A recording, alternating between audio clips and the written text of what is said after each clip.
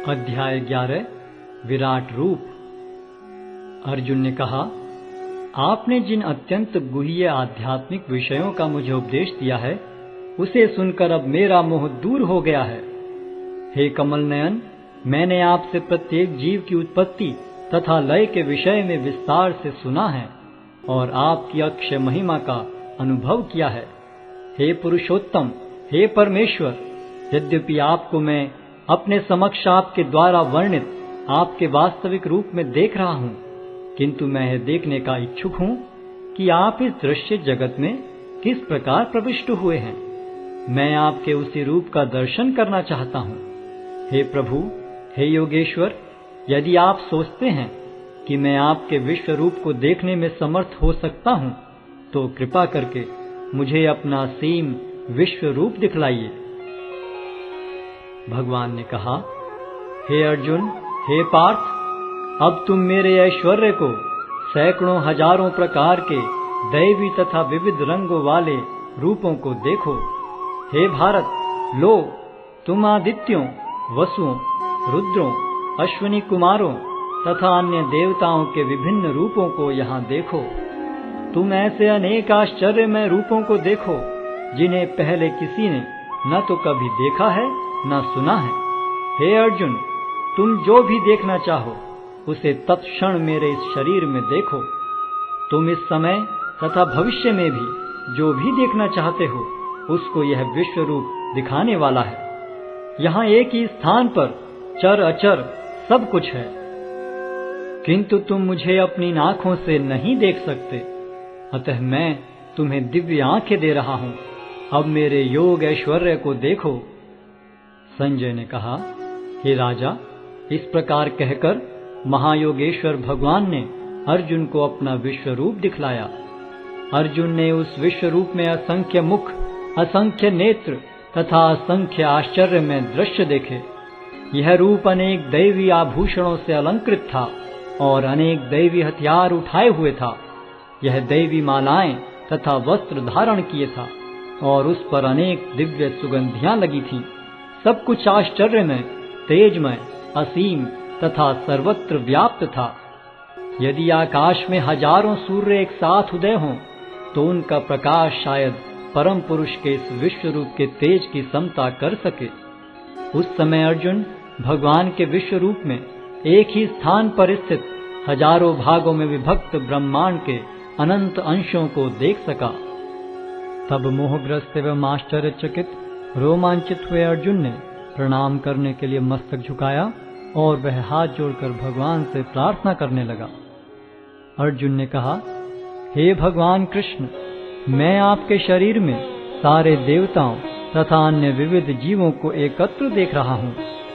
मैं कमल पर आसीन ब्रह्मा, शिवजी तथा समस्त ऋषियों एवं दिव्य सर्पों को देख रहा हूँ। हे विश्वेश्वर, हे विश्वरूप, मैं आपके शरीर में अनेकानेक हाथ, पेट, मुंह तथा आंखें देख रहा हूँ, जो सर्वत्र फैले हैं और जिनका अंत नहीं है।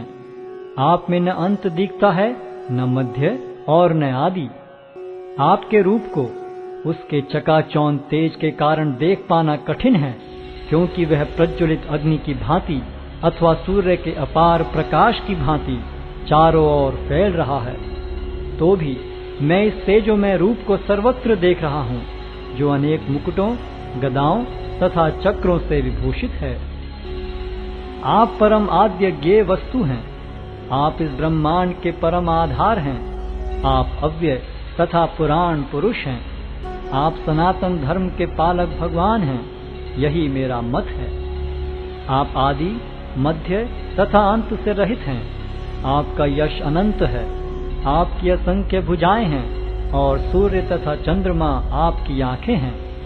मैं आपके मुख से प्रज्वलित अग्नि निकलते और आपके तेज से इस संपूर्ण ब्रह्मांड को जलते हुए देख रहा हूँ। यद्यपि आप एक हैं, किंतु आप आकाश तथा सारे लोकों एवं उनके बीच के समस्त अवकाश में व्याप्त हैं। हे महापुरुष, आपके इस अद्भुत तथा भयानक रूप को देखकर सारे लोग भयभीत हैं। देवों का सारा समूह आपकी शरण ले रहा है और आप में प्रवेश कर रहा है। उनमें से कुछ अत्यंत भयभीत होकर हाथ जोड़े आपकी प्रार्थना कर रहे हैं। महर्षियों तथा सिद्धों के समूह कल्याण हो कहकर वैदिक स्तोत्रों का पाठ करते हुए आपकी स्तुति कर रहे हैं। शिव के विविध रूप आदित्यगण, वसु, साध्य, विश्वदेव, दोनों अश्विनी कुमार, मरुदगण, पितृगण, गंधर्व, यक्ष, असुर तथा सिद्धदेव सभी आपको आश्चर्यपूर्वक देख रहे हैं। हे महाबाहु, आपके इस अनेक मुख, नेत्र, बाहु, जंघा, पांव, पेट तथा भयानक दांतों वाले विराट रूप को देखकर देवतागण सहित सभी लोग अत्यंत विचलित हैं और उन्हीं की तरह मैं भी हूँ। हे सर्वव्यापी विष्णु, नाना ज्योतिर्मय रंगों से युक्त आपको आकाश का स्पर्श करते, मुख फैलाए तथा बड़ी बड़ी चमकती आंखें निकाले देखकर भय से मेरा मन विचलित है। मैं न तो धैर्य धारण कर पा रहा हूँ, न मानसिक संतुलन ही पा रहा हूँ। हे देवेश, हे जगन्निवास, आप मुझ पर प्रसन्न हो।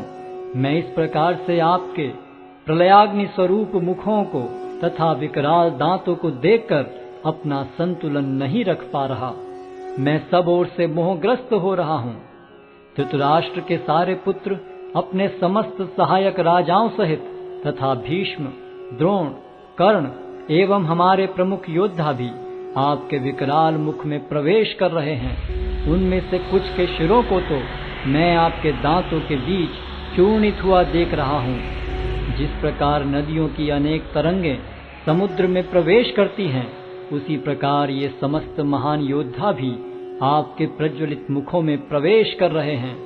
मैं समस्त लोगों को पूर्ण वेग से आपके मुख में उसी प्रकार प्रविष्ट होते देख रहा हूँ, जिस प्रकार पतंगे अपने विनाश के लिए प्रज्वलित अग्नि में कूद पड़ते हैं।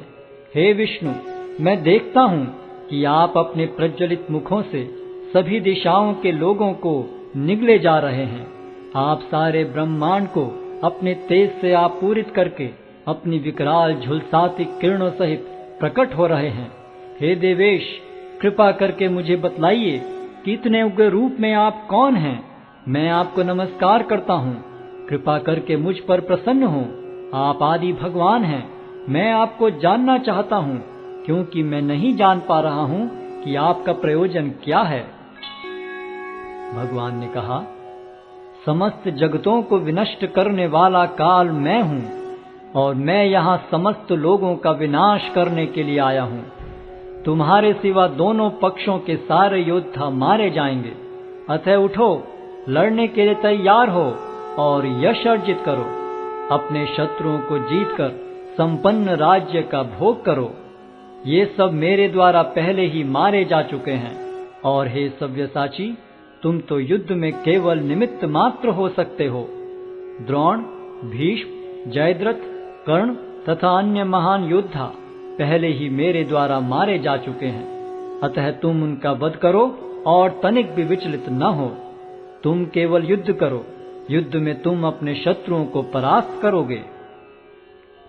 संजय ने धृतराष्ट्र से कहा, हे राजा, भगवान के मुख से इन वचनों को सुनकर कांपते हुए अर्जुन ने हाथ जोड़कर उन्हें बारंबार नमस्कार किया। फिर उसने भयभीत होकर अवरुद्ध स्वर में कृष्ण से इस प्रकार कहा। अर्जुन ने कहा, हे ऋषिकेश, आपके नाम के श्रवण से संसार हर्षित होता है और सभी लोग आपके प्रति अनुरक्त होते हैं। यद्यपि सिद्ध पुरुष आपको नमस्कार करते हैं, किंतु असुरगण भयभीत हैं और इधर उधर भाग रहे हैं। यह ठीक ही हुआ है। हे महात्मा, आप ब्रह्मा से भी बढ़कर हैं। आप आदि सृष्टा हैं, तो फिर वे आपको सादर नमस्कार क्यों न करें। हे अनंत, हे देवेश, हे जगन्निवास, आप परम स्रोत, अक्षर, कारणों के कारण तथा इस भौतिक जगत से परे हैं। आप आदि देव, सनातन पुरुष तथा इस दृश्य जगत के परम आश्रय हैं। आप सब कुछ जानने वाले हैं और आप ही वह सब कुछ हैं जो जानने योग्य है। आप भौतिक गुणों से परे परम आश्रय हैं। हे अनंत रूप, यह संपूर्ण दृश्य जगत आपसे व्याप्त है। आप वायु हैं तथा परम नियंता भी हैं। आप अग्नि हैं, जल हैं तथा चंद्रमा हैं। आप आदि जीव ब्रह्मा हैं और आप प्रपितामह हैं। अतः आपको 1000 बार नमस्कार है और पुनः पुनः नमस्कार है। आपको आगे पीछे तथा चारों ओर से नमस्कार है। हे असीम शक्ति, आप अनंत पराक्रम के स्वामी हैं। आप सर्वव्यापी हैं, अतः आप सब कुछ हैं। आपको अपना मित्र मानते हुए मैंने हठ पूर्वक आपको हे कृष्ण, हे यादव, हे सखा जैसे संबोधनों से पुकारा है, क्योंकि मैं आपकी महिमा को नहीं जानता था। मैंने मूर्खतावश या प्रेमवश जो कुछ भी किया है, कृपया उसके लिए मुझे क्षमा कर दें। यही नहीं, मैंने कई बार आराम करते समय एक साथ लेटे हुए या साथ साथ खाते या बैठे हुए, कभी अकेले तो कभी अनेक मित्रों के समक्ष आपका अनादर किया है। हे अच्युत, मेरे इन समस्त अपराधों को क्षमा करें। आप इस चर तथा अचर संपूर्ण दृश्य जगत के जनक हैं। आप परम पूज्य महान आध्यात्मिक गुरु हैं। न तो कोई आपके तुल्य है, न ही कोई आपके समान हो सकता है। हे अतुल शक्ति वाले प्रभु, भला तीनों लोकों में आपसे बढ़कर कोई कैसे हो सकता है। आप प्रत्येक जीव द्वारा पूजनीय भगवान हैं। अतः मैं गिरकर सादर प्रणाम करता हूँ और आपकी कृपा की याचना करता हूँ। जिस प्रकार पिता अपने पुत्र की ठिठाई सहन करता है, या मित्र अपने मित्र की घृष्टता सह लेता है, या प्रिय अपनी प्रिया का अपराध सहन कर लेता है, उसी प्रकार आप कृपा करके मेरी त्रुटियों को सहन कर लें। पहले कभी न देखे गए आपके इस विराट रूप का दर्शन करके मैं पुलकित हो रहा हूँ, किंतु साथ ही मेरा मन भयभीत हो रहा है। अतः आप मुझ पर कृपा करें और हे देवेश, हे जगन निवास, अपना पुरुषोत्तम भगवत स्वरूप पुनः दिखाएं। हे विराट रूप, हे सहस्त्रभुज भगवान, मैं आपके मुकुटधारी चतुर्भुज रूप का दर्शन करना चाहता हूँ, जिसमें आप अपने चारों हाथों में शंख, चक्र, गदा तथा पद्म धारण किए हुए हों। मैं उसी रूप को देखने की इच्छा करता हूँ। भगवान ने कहा, हे अर्जुन, मैंने प्रसन्न होकर अपनी अंतरंगा शक्ति के बल पर तुम्हें इस संसार में अपने इस परम विश्व रूप का दर्शन कराया है। इसके पूर्व अन्य किसी ने इस असीम तथा तेजोमय आदि रूप को कभी नहीं देखा था। हे कुरुश्रेष्ठ, तुमसे पूर्व मेरे इस विश्व रूप को किसी ने नहीं देखा, क्योंकि मैं न तो वेदाध्ययन के द्वारा, न यज्ञ, दान, पुण्य या कठिन तपस्या के द्वारा इस रूप में इस संसार में देखा जा सकता हूँ। तुम मेरे इस भयानक रूप को देखकर अत्यंत विचलित एवं मोहित हो गए हो। अब इसे समाप्त करता हूँ। हे मेरे भक्त, तुम समस्त चिंताओं से पुनः मुक्त हो जाओ। तुम शांत चित्त से अब अपना इच्छित रूप देख सकते हो। संजय ने धृतराष्ट्र से कहा। अर्जुन से इस प्रकार कहने के बाद भगवान कृष्ण ने अपना असली चतुर्भुज रूप प्रकट किया और अंत में 2 भुजाओं वाला अपना रूप प्रदर्शित करके भयभीत अर्जुन को धैर्य बंधाया। जब अर्जुन ने कृष्ण को उनके आदि रूप में देखा तो कहा, हे जनार्दन, आपके इस अति सुंदर मानवीय रूप को देखकर मैं अब स्थिर चित्त हूँ और मैंने अपनी प्राकृत अवस्था प्राप्त कर ली है। श्री भगवान ने कहा, हे अर्जुन, तुम मेरे जिस रूप को इस समय देख रहे हो, उसे देख पाना अत्यंत दुष्कर है। यहाँ तक कि देवता भी इस अत्यंत प्रिय रूप को देखने की ताक में रहते हैं। तुम अपने दिव्य नेत्रों से जिस रूप का दर्शन कर रहे हो, उसे न तो वेदाध्ययन से, न कठिन तपस्या से, न दान से, न पूजा से ही जाना जा सकता है। कोई इन साधनों के द्वारा मुझे मेरे रूप में नहीं देख सकता। हे अर्जुन, केवल अनन्य भक्ति द्वारा मुझे उस रूप में समझा जा सकता है जिस रूप में मैं तुम्हारे समक्ष खड़ा हूँ, और इसी प्रकार मेरा साक्षात दर्शन भी किया जा सकता है। केवल इसी विधि से तुम मेरे ज्ञान के रहस्य को पा सकते हो। हे अर्जुन, जो व्यक्ति सकाम कर्मों तथा मनोधर्म के कलमश से मुक्त होकर मेरी शुद्ध भक्ति में तत्पर रहता है, जो मेरे लिए ही कर्म करता है, जो मुझे ही जीवन लक्ष्य समझता है और जो प्रत्येक जीव से मैत्री भाव रखता है, वह निश्चय ही मुझे प्राप्त करता है।